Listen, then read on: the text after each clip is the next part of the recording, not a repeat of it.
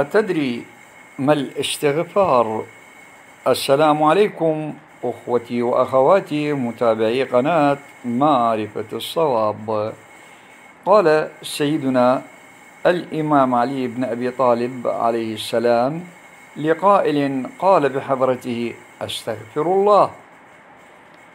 قال سيدنا علي بن أبي طالب عليه السلام: أتدري ما الاستغفار؟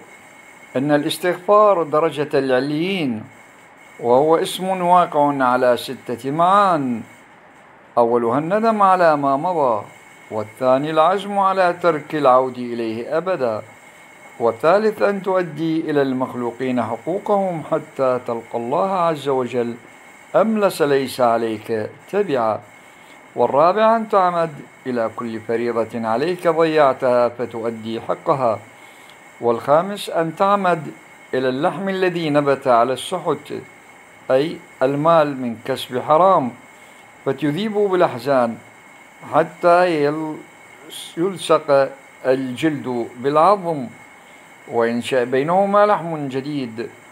والسادس أن تذيق الجسم ألم الطاعة كما أذقته حلاوة المعصية، فعند ذلك تقول: أستغفر الله.